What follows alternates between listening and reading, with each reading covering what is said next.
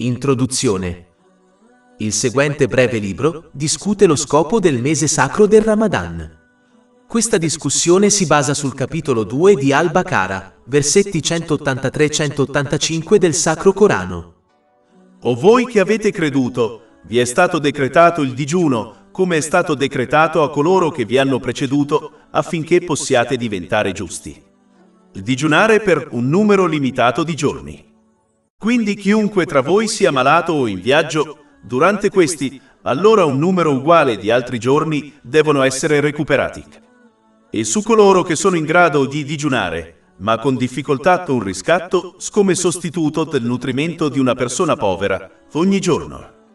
E chiunque offra volontariamente il bene, cioè l'eccesso è meglio per lui. Ma digiunare è meglio per voi, se solo lo sapeste. Il mese di Ramadan è quello in cui è stato rivelato il Corano, una guida per le persone, chiare prove di guida e criterio. Quindi chiunque veda la mezzaluna del mese, digiuni, e chiunque sia malato o in viaggio, allora un numero uguale di altri giorni. Allah vuole per voi la facilità e non la difficoltà, e vuole che completiate il periodo e magnifichiate Allah per ciò a cui vi ha guidato, e forse sarete grati. L'implementazione delle lezioni discusse aiuterà ad adottare caratteristiche positive. L'adozione di caratteristiche positive porta alla pace della mente e del corpo. Scopo del Ramadan. Capitolo 2 Al-Baqarah, versetti 183-185. O voi che avete creduto, è decretato per voi il digiuno, come fu decretato per coloro che vi hanno preceduto, affinché possiate diventare giusti. Digiunare per un numero limitato di giorni. Quindi chiunque tra voi sia malato o in viaggio, durante questi, allora un numero uguale di altri giorni devono essere recuperati. E su coloro che sono in grado di digiunare, ma con difficoltà un riscatto come sostituto del nutrimento di una persona povera ogni giorno. E chiunque offra volontariamente del bene, cioè l'eccesso è meglio per lui. Ma digiunare è meglio per voi, se solo lo sapeste. Il mese di Ramadan è quello in cui è stato rivelato il Corano, una guida per le persone, chiare prove di guida e criterio. Quindi chiunque veda la mezzaluna del mese, lo digiuni, e chiunque sia malato o in viaggio, quindi un numero uguale di altri giorni. Allah intende per voi la facilità, e non intende per voi la difficoltà, e vuole che completiate il periodo e magnifichiate Allah per ciò a cui vi ha guidato, e forse sarete grati. Quando Allah, l'Eccelso, chiama i credenti nel Sacro Corano, la sua chiamata è spesso collegata all'attualizzazione della loro affermazione verbale di fede. Questo perché un'affermazione verbale di fede senza azioni ha molto poco valore nell'Islam.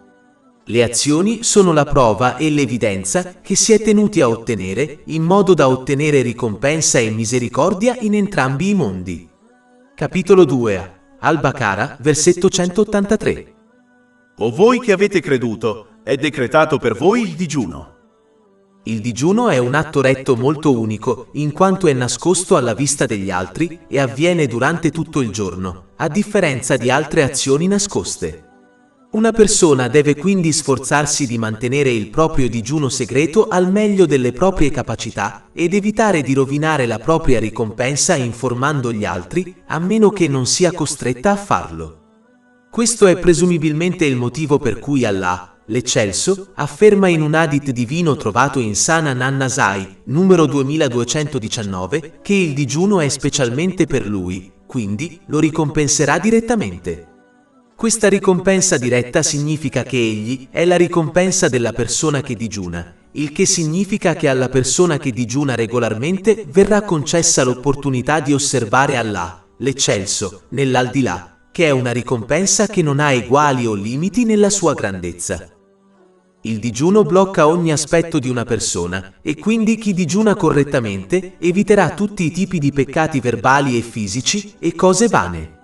Un musulmano deve quindi sforzarsi di applicare un controllo extra sulla propria intenzione, parola e azioni quando digiuna, poiché chi persiste nei peccati, come mentire, quando digiuna è stato avvertito in un hadith trovato in Jami'at Tirmidhi, numero 707, di distruggere il proprio digiuno in modo che diventi insignificante per Allah, l'eccelso.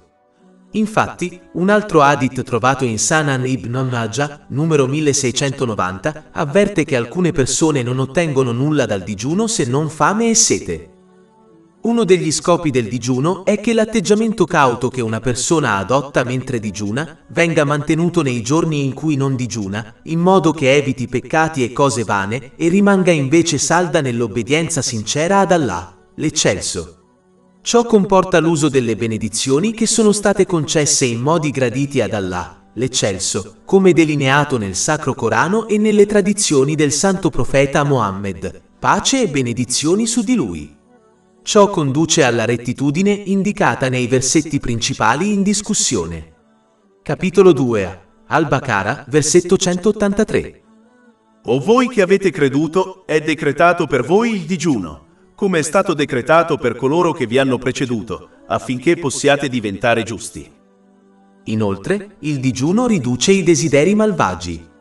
Previene l'orgoglio e l'incoraggiamento dei peccati attraverso la fame, la sete e il maggiore sforzo nell'evitare i peccati che una persona che digiuna commette. Il digiuno ostacola l'appetito dello stomaco e i desideri carnali. Queste due cose spesso portano a molti altri peccati. Il desiderio di soddisfare questi due desideri è spesso maggiore del desiderio di altre cose illecite. Pertanto, chiunque li controlli attraverso il digiuno troverà più facile controllare i desideri malvagi più deboli. Ciò conduce alla vera rettitudine.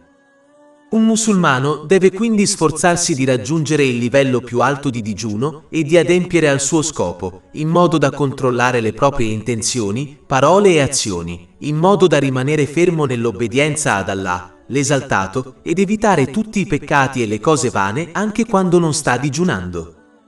Infine, digiunare i digiuni obbligatori è così importante e prezioso che il santo profeta Mohammed, pace e benedizioni su di lui, ha avvertito in un hadith trovato in Jami' at-Tirmidhi, numero 723, che se una persona ha saltato un singolo digiuno obbligatorio senza una ragione valida, non sarà in grado di compensarlo in ricompensa, anche se ha digiunato ogni giorno per il resto della sua vita. Pertanto, i musulmani devono impegnarsi al meglio delle loro capacità per soddisfare correttamente i loro digiuni obbligatori ed eseguire digiuni volontari secondo la loro forza e abilità. Capitolo 2, Al-Baqarah, versetto 183. O voi che avete creduto, è decretato per voi il digiuno, come è stato decretato per coloro che vi hanno preceduto, affinché possiate diventare giusti. Inoltre, questo versetto è un'altra prova tra le innumerevoli presenti nel Sacro Corano che chiarisce che non si può diventare giusti finché non si attualizza la propria fede attraverso buone azioni, come il digiuno.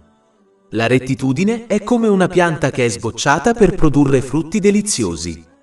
Proprio come una pianta non può sbocciare senza ottenere nutrimento, come la luce del sole, così non può sbocciare la fede di una persona in modo da ottenere la rettitudine senza nutrimento sotto forma di buone azioni.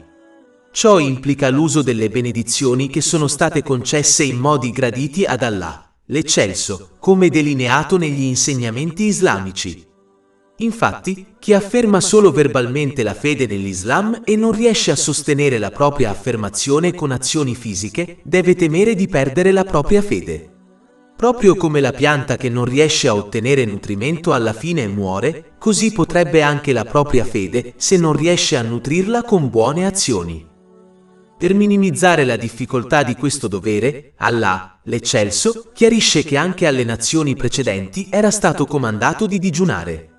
Ciò ricorda ai musulmani che non sono state date loro responsabilità difficili o pesanti che le persone prima di loro non abbiano sopportato. Infatti Allah, l'eccelso, ha confermato, in molti punti del Sacro Corano, che non grava mai su nessuna persona con nulla, come una responsabilità che non possa sopportare. Capitolo 2, Al-Baqarah, versetto 286.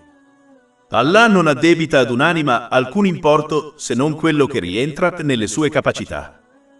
Tenendo presente questa realtà, un musulmano potrà più facilmente assolvere alle responsabilità dell'Islam, poiché alcune di esse possono contraddire i desideri delle persone.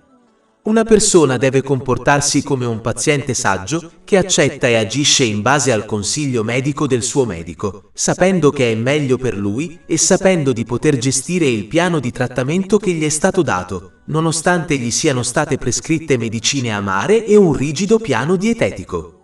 Allo stesso modo in cui questo paziente saggio raggiungerà la pace della mente e del corpo, accettando e agendo in base al consiglio medico del suo medico, così farà la persona che accetta e adempie alle responsabilità affidategli da Allah, l'Eccelso. Allah, l'Eccelso, minimizza ulteriormente la difficoltà legata al digiuno, ricordando alle persone che è solo per pochi giorni all'anno. Capitolo 2, Al-Baqarah, versetto 184. Digiunare per un numero limitato di giorni. Come al solito, Allah, l'Eccelso, concede concessioni a coloro che non sono in grado di adempiere a questo dovere obbligatorio, come fa per tutti gli altri doveri, poiché l'Islam è una religione e uno stile di vita che è fatto su misura per la natura degli esseri umani e quindi rispetta i loro limiti e debolezze. Capitolo 2, Al-Baqarah, versetto 184. Quindi chiunque tra voi è malato o in viaggio durante questi giorni, allora un numero uguale di altri giorni devono essere recuperati. E su coloro che sono in grado di digiunare, ma con difficoltà un riscatto come sostituto del cibo per un povero ogni giorno. In ogni circostanza, l'Islam incoraggia le persone ad aiutare i bisognosi. In alcuni casi, aiutarli è obbligatorio. In altri è una penalità o un riscatto e in altre circostanze è una buona azione volontaria che viene ampiamente ricompensata. Ciò evidenzia l'importanza di aiutare gli altri, in particolare i bisognosi. L'Islam non predica uno stile di vita egoistico in cui ci si preoccupa solo di se stessi e della propria famiglia, poiché anche gli animali si comportano in questo modo. Invece, l'Islam invita le persone a elevarsi al di sopra di questo e ad aiutare tutti gli altri, secondo i propri mezzi, che includono il sostegno finanziario, fisico ed emotivo degli altri. La verità è che se ogni musulmano agisse veramente secondo questo principio fondamentale dell'Islam, non sarebbe più una persona bisognosa su questa terra. Questo importante principio è stato indicato nella parte successiva del versetto 184. Capitolo 2, Al-Baqarah, versetto 184. E chiunque offre volontariamente il bene, cioè l'eccesso, è meglio per lui. Allah, l'Eccelso, ricorda alle persone il semplice fatto che aiutare gli altri è in realtà aiutare se stessi, poiché li porta a ottenere pace mentale e successo in entrambi i mondi. Capitolo 17 Al-Isra, versetto 7. E disse: se fate il bene, fate del bene a voi stessi, e se fate del male, lo fate a loro, cioè a voi stessi. Ad esempio, finché uno è impegnato ad aiutare gli altri per amore di Allah, l'esaltato, continuerà a sostenerli in tutti i loro affari. Questo è stato consigliato in un hadith trovato in Sahih Muslim, numero 6853. Colui che ha il supporto di Allah, l'esaltato, otterrà la pace della mente in entrambi i mondi. Comprendere questa realtà impedirà anche di comportarsi come se stessero facendo un favore ad Allah, l'esaltato, o ai bisognosi quando li aiutano, poiché ciò porta alla distruzione della loro ricompensa attraverso l'orgoglio. Pertanto, una persona deve sforzarsi di aiutare gli altri secondo i propri mezzi, per il proprio bene. Capitolo 2, Al-Baqarah, versetto 184. E chiunque offre volontariamente il bene, cioè l'eccesso, è meglio per lui. Ciò evidenzia anche l'importante principio islamico secondo cui ciò che una persona dà è ciò che riceverà da Allah, l'esaltato. Ciò significa che una persona viene ricompensata in base ai propri sforzi. Se si impegna al minimo per compiacere Allah, l'esaltato, come ad esempio svolgere solo i doveri obbligatori di base, che richiedono meno di un'ora al giorno per essere eseguiti, allora riceverà ricompensa e benedizioni in entrambi i mondi di conseguenza. È strano come i musulmani desiderino il massimo livello di benedizioni e ricompense in entrambi i mondi, ma nella migliore delle ipotesi si impegnino solo al minimo per compiacere Allah, l'esaltato. Pertanto, si deve riflettere sui propri sforzi per compiacere Allah, l'esaltato, il che implica l'uso delle benedizioni che sono state loro concesse secondo gli insegnamenti islamici e aumentare i propri sforzi se si desidera un livello maggiore di ricompensa e benedizioni, il che a sua volta aumenta la propria tranquillità in entrambi i mondi. Capitolo 5. Al-Maidah, versetti 15-16. Vi è giunta da Allah una luce e un libro chiaro, con il quale Allah guida coloro che perseguono il suo piacere verso le vie della pace e li fa uscire dalle tenebre verso la luce con il suo permesso e li guida verso una retta via. Dopo aver concesso concessioni, Allah, l'esaltato, spesso chiama le persone verso il livello più alto, spingendosi nella sincera obbedienza ad Allah, l'esaltato. Capitolo 2. Al-Baqarah, versetto 184. Quindi chiunque tra voi sia malato o in viaggio, durante questi, allora un numero uguale di altri giorni devono essere recuperati. E su coloro che sono in grado di digiunare, ma con difficoltà con riscatto, come sostituto del nutrimento di una persona povera, ogni giorno. E chiunque offre volontariamente il bene, cioè l'eccesso è meglio per lui. Ma digiunare è meglio per voi, se solo lo sapeste. Bisogna riflettere sugli innumerevoli casi in cui si sono spinti oltre i propri limiti per il bene del guadagno mondano, come nello sport, e applicare questo stesso atteggiamento quando si obbedisce ad Allah, l'eccelso. Ognuno conosce il proprio potenziale e i propri limiti, e deve quindi lavorare di conseguenza. Capitolo 17 Al-Isra, versetto 84. Ognuno agisce secondo la propria via, ma il tuo Signore conosce meglio chi è meglio guidato sulla via. Capitolo 2. Al-Baqarah, versetto 184. Se solo lo sapessi. Questa affermazione è spesso ripetuta in diversi punti del Sacro Corano e indica l'importanza di sforzarsi di acquisire e agire sulla base della conoscenza islamica in modo da comprendere la differenza tra il corso d'azione giusto e quello sbagliato. Questo invita quindi le persone a elevarsi al di sopra dell'imitazione cieca degli altri e ad agire invece in base alle prove e alla conoscenza, in modo da comprendere il valore delle azioni che compiono.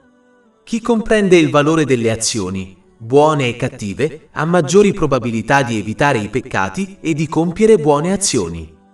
Ad esempio, il santo profeta Muhammad, pace e benedizioni su di lui, ha consigliato in un hadith trovato in Sunan Ibn Majah, numero 796, che se le persone conoscessero la ricompensa per aver partecipato alle preghiere obbligatorie del mattino presto e della sera tardi in una moschea con la congregazione, ci andrebbero anche se dovessero strisciare per tutto il tragitto.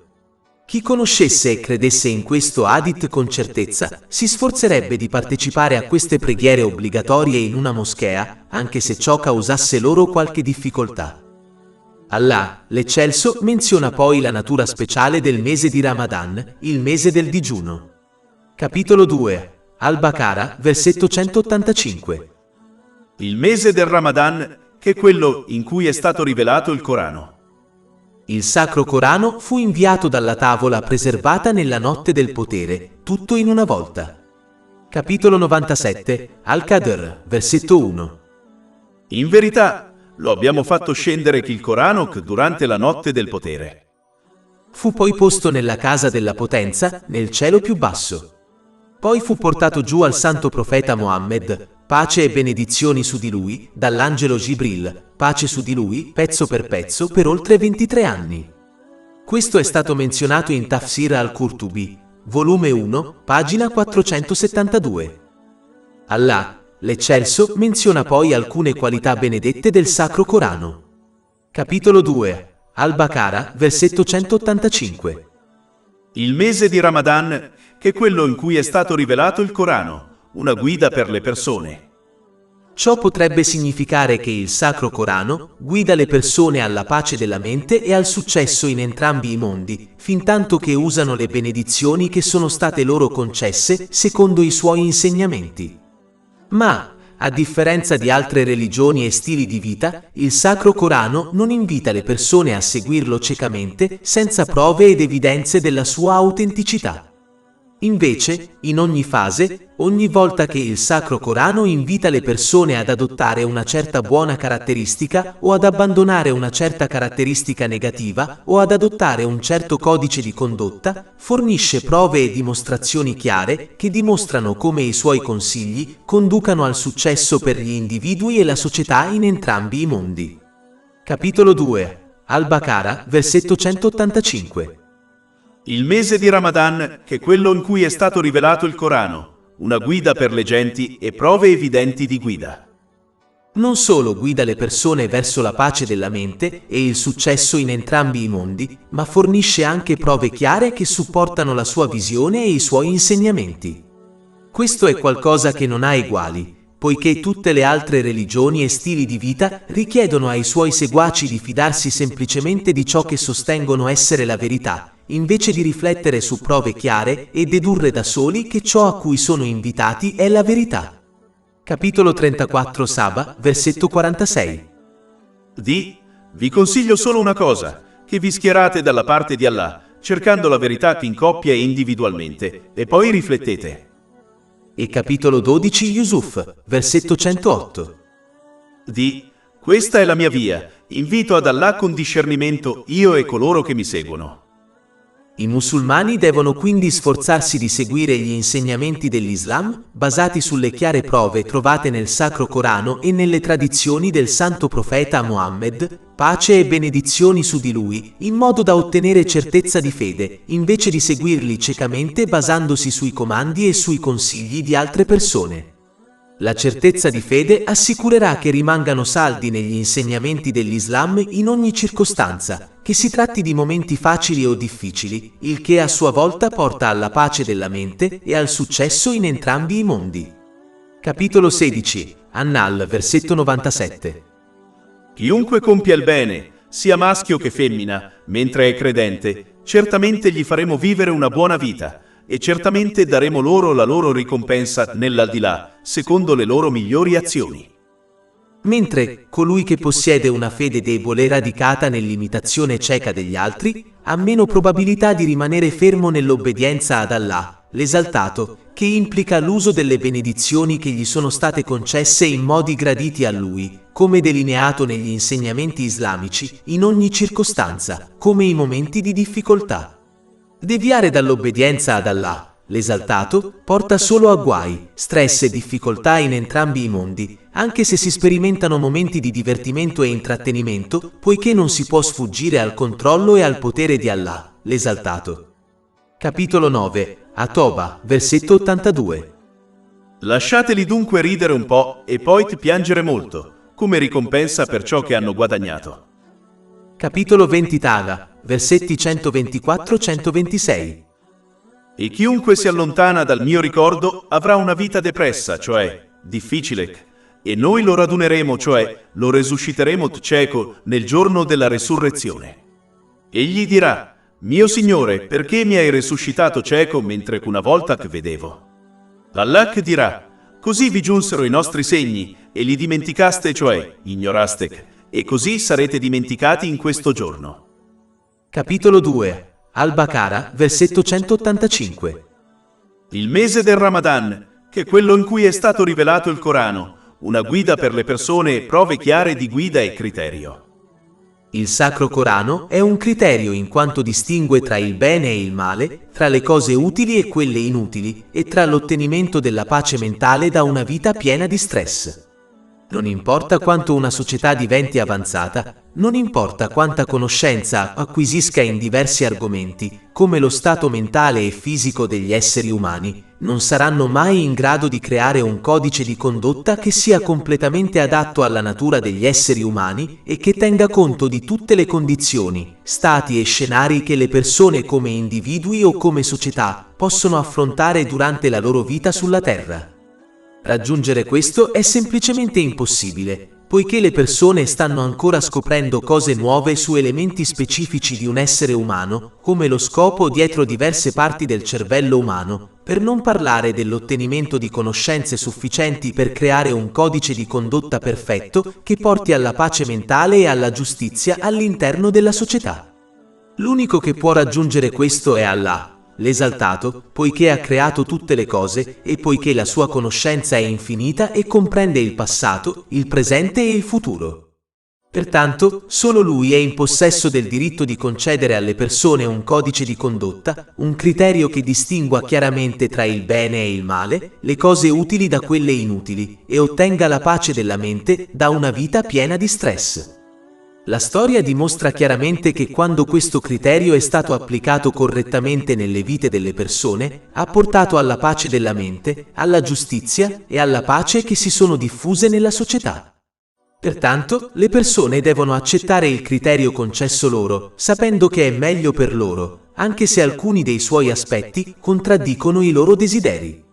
Devono comportarsi come un paziente saggio, che accetta e agisce in base al consiglio medico del proprio medico, sapendo che è meglio per loro, nonostante il fatto che siano stati prescritti loro farmaci amari e un rigido piano dietetico. Capitolo 2. Al-Baqarah, versetto 185. Il mese del Ramadan, che è quello in cui è stato rivelato il Corano, una guida per le persone e prove chiare di guida e criterio. Le espressioni nel Sacro Corano sono ineguagliabili e i suoi significati sono spiegati in modo diretto. Le sue parole e i suoi versetti sono estremamente eloquenti e nessun altro libro può superarlo. Il Sacro Corano menziona la storia delle nazioni precedenti in dettaglio, anche se il santo profeta Mohammed, pace e benedizioni su di lui, non era istruito nella storia. Comanda ogni bene e proibisce ogni male. Quelli che riguardano un individuo e quelli che riguardano l'intera società, in modo che giustizia, sicurezza e pace si diffondano in ogni casa e comunità. Il Sacro Corano evita esagerazioni, bugie o qualsiasi falsità, a differenza di poesia, storie e favole. Tutti i versetti sono utili e possono essere applicati praticamente alla propria vita. Anche quando la stessa storia viene ripetuta nel Sacro Corano, vengono evidenziate diverse lezioni importanti. A differenza di tutti gli altri libri, il Sacro Corano non annoia una persona quando viene studiato ripetutamente. Il Sacro Corano fornisce promesse e avvertimenti e li supporta con prove innegabili e chiare. Quando il Sacro Corano discute di qualcosa che può sembrare astratto, come adottare la pazienza, fornisce sempre un modo semplice e pratico per implementarlo nella propria vita. Incoraggia le persone a realizzare lo scopo della loro creazione, che implica obbedire sinceramente ad Allah, l'Eccelso, usando le benedizioni che sono state loro concesse in modi graditi a Lui, assicurando così loro di ottenere pace mentale e successo in entrambi i mondi. Rende la retta via ovvia e attraente per chi desidera pace mentale e vero successo in entrambi i mondi. La conoscenza del Sacro Corano è senza tempo, in quanto può essere applicata a ogni società ed epoca. È una cura per ogni difficoltà emotiva, economica e fisica, quando è compresa e applicata correttamente. Fornisce la soluzione per ogni problema che un individuo o un'intera società possa mai affrontare. Basta osservare la storia e come le società che hanno implementato correttamente gli insegnamenti del Sacro Corano hanno beneficiato dei suoi insegnamenti onnicomprensivi e senza tempo. Sono passati secoli, ma non è stata cambiata una sola lettera nel Sacro Corano, poiché Allah, l'Eccelso, ha promesso di preservarlo. Nessun altro libro nella storia possiede questa qualità. Capitolo 15. Al-Ir, versetto 9. In verità, siamo noi che abbiamo inviato il messaggio, cioè il Coranot, e in verità noi ne saremo i custodi. Allah, l'Eccelso, ha discusso i problemi di radice riscontrati all'interno di una comunità e ha dettagliato il rimedio pratico per tutti loro. Correggendo i problemi di radice, gli innumerevoli problemi di diramazione che ne derivano verrebbero automaticamente corretti. È così che il Sacro Corano affronta tutte le cose di cui una persona e una società hanno bisogno per avere successo in entrambi i mondi. Capitolo 16. An-Nahl, versetto 89. E abbiamo fatto scendere su di te il libro come chiarimento per ogni cosa. Questo è il più grande miracolo senza tempo che Allah, l'Eccelso, ha concesso al suo ultimo santo profeta Mohammed, pace e benedizioni su di lui. Ma solo coloro che cercano e agiscono in base alla verità ne trarranno beneficio, mentre coloro che cercano i propri desideri e ne prendono le ciliegie incontreranno solo perdite in entrambi i mondi. Capitolo 17 all'Isra, versetto 82. E noi facciamo scendere dal Corano ciò che è guarigione e misericordia per i credenti, ma non accresce gli ingiusti se non in perdita. Allah, l'Eccelso, quindi esorta a compiere l'importante dovere obbligatorio del digiuno durante il mese di Ramadan, ma include una concessione per coloro che non sono in grado di farlo. Capitolo 2, Al-Baqara, versetto 185. Quindi chiunque vede la falce del mese, digiuni, e chiunque è malato o in viaggio, allora digiuni per un numero uguale di altri giorni. I comandi, i divieti, le concessioni e i consigli all'interno dell'Islam hanno tutti lo scopo di guidare le persone verso la pace della mente in entrambi i mondi. Non sono stati dati per rendere le cose difficili alle persone. Capitolo 2, Al-Baqara, versetto 185. Allah vuole per voi la facilità e non vuole per voi la difficoltà. Anche se si potrebbe erroneamente affermare che se Allah, l'Eccelso, desiderasse la facilità per le persone, avrebbe potuto semplicemente permettere loro di fare qualsiasi cosa desiderassero. Ma questo non porterebbe alla facilità per le persone, poiché mancano della conoscenza e della lungimiranza per determinare cosa è bene per loro. Ci sono innumerevoli esempi nella vita di ogni persona in cui hanno desiderato qualcosa solo per rendersi conto che era male per loro, e quando non gli piaceva qualcosa, solo per rendersi conto che era bene per loro. La verità è che tutte le persone sono come neonati che desiderano la cosa sbagliata al momento sbagliato, come il gelato quando hanno il raffreddore. Proprio come un buon genitore protegge il proprio figlio negandogli ciò che desidera, Allah, l'Eccelso, solo sa cosa è meglio per ogni persona e la guida verso di esso. Tutto ciò che devono fare è semplicemente obbedirgli. Capitolo 2, Al-Baqara, versetto 216. Ma forse odi una cosa ed è un bene per te, e forse ami una cosa ed è un male per te. E Allah sa, mentre tu non sai. Un altro esempio è quello di un medico che prescrive medicine amare e un regime alimentare rigido. Apparentemente sembra che desideri difficoltà per il suo paziente, ma chiunque abbia buon senso capirà che in realtà desidera la pace della mente e del corpo per il suo paziente, poiché le medicine amare e il regime alimentare rigido che prescriveranno porteranno a questo, se il paziente accetta e agisce in base ai suoi consigli. Basta osservare i ricchi e i famosi che conducono una vita secondo i loro desideri, il che li porta a fare un uso improprio delle benedizioni che sono state loro concesse e come questo porti solo a problemi di salute mentale come stress, depressione e tendenze suicide, per capire che la pace della mente non risiede nel vivere una vita basata sui propri desideri.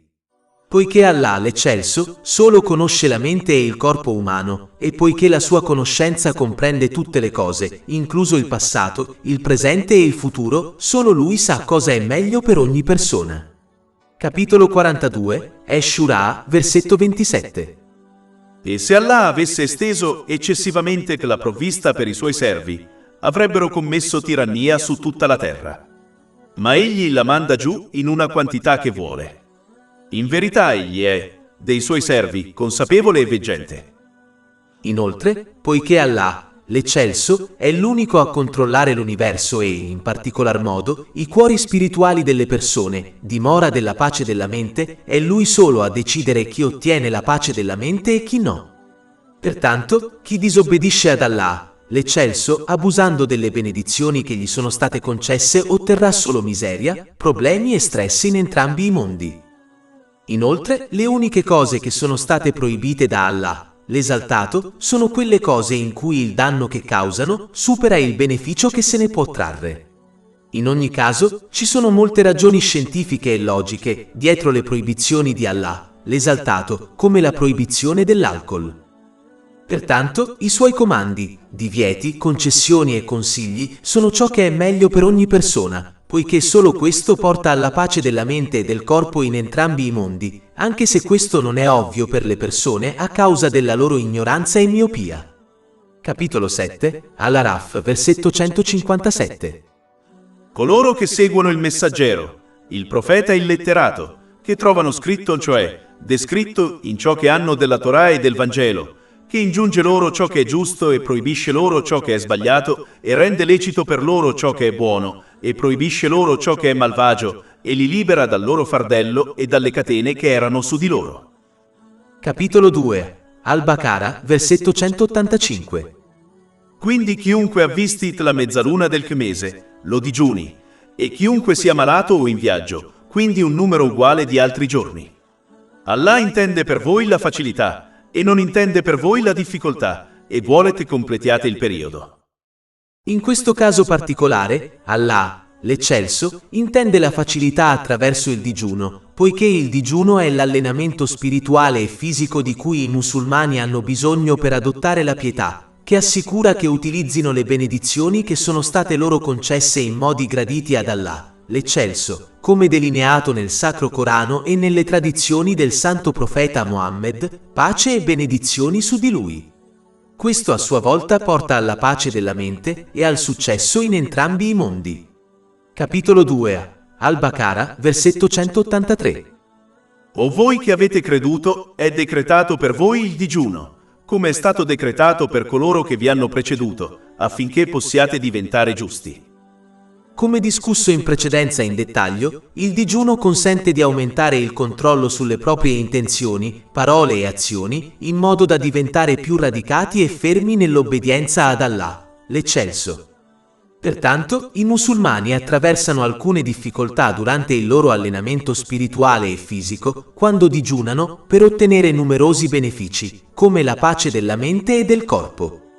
Ciò è simile a un atleta che affronta innumerevoli ore di esercizi difficili e un rigido piano dietetico in modo da poter raggiungere il successo nel proprio sport, o simile a uno studente che sperimenta alcune difficoltà quando trascorre del tempo a ripassare e sostenere esami per ottenere un buon lavoro, che gli consente di prendersi cura delle proprie esigenze finanziarie per il resto della propria vita.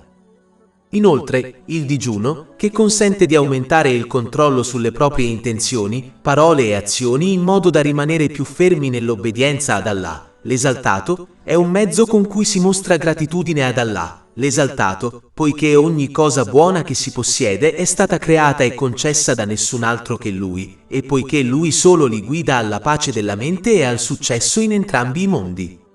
Capitolo 2, Al-Baqara, versetto 185. E per magnificare Allah per ciò a cui vi ha guidato, e forse sarete grati. Il digiuno aiuta a mostrare gratitudine attraverso la propria intenzione, assicurandosi di agire solo per compiacere Allah, l'Eccelso. Un segno positivo di questo atteggiamento è che non si aspetteranno né spereranno alcuna ricompensa o gratitudine dalle persone. È importante notare che chi agisce per il bene delle persone non otterrà ricompensa da Allah, l'Eccelso. Questo è stato avvertito in un hadith trovato in Jami' at-Tirmidhi, numero 3154. Il digiuno aiuta a mostrare gratitudine attraverso il proprio discorso, poiché incoraggia a dire ciò che è buono o a rimanere in silenzio. E il digiuno aiuta a mostrare gratitudine attraverso le proprie azioni, poiché incoraggia a usare le benedizioni che sono state concesse, come il loro tempo e la loro ricchezza, in modi graditi ad Allah, l'Eccelso, come delineato nel Sacro Corano e nelle tradizioni del Santo Profeta Muhammad, pace e benedizioni su di lui. Comprendere tutti gli aspetti della gratitudine porta a un aumento di benedizioni, perdono, misericordia e pace mentale in entrambi i mondi. Capitolo 14 Ibrahim, versetto 7. Se sei grato, sicuramente ti aumenterò in favore. E capitolo 16 An-Nahl, versetto 97. Chiunque compia il bene, sia maschio che femmina, mentre è credente, certamente gli faremo vivere una buona vita, e certamente daremo loro la loro ricompensa nell'aldilà, secondo le loro migliori azioni. Ma mentre colui che non riesce a mostrare gratitudine e invece abusa delle benedizioni che gli sono state concesse, scoprirà che le stesse benedizioni che possiede, come fama e ricchezza, diventeranno una fonte di stress, miseria e problemi per lui in entrambi i mondi, anche se sperimenta momenti di divertimento e intrattenimento, poiché Allah, l'esaltato, solo controlla il suo cuore spirituale, la dimora della pace della mente. Capitolo 9, At-Toba, versetto 82. Lasciateli dunque ridere un po' e poi piangere molto, come ricompensa per ciò che hanno guadagnato. Capitolo 20 Taga, versetti 124-126. E chiunque si allontana dal mio ricordo avrà una vita depressa, cioè difficile, e noi lo raduneremo, cioè lo resusciteremo cieco nel giorno della resurrezione. Egli dirà: mio Signore, perché mi hai resuscitato cieco mentre una volta che vedevo? Allah dirà: così vi giunsero i nostri segni e li dimenticaste, cioè ignoraste, e così sarete dimenticati in questo giorno. Oltre 500 ebook, audiolibri, infografiche, podcast e blog gratuiti disponibili sul nostro sito web www.shaykhpod.com.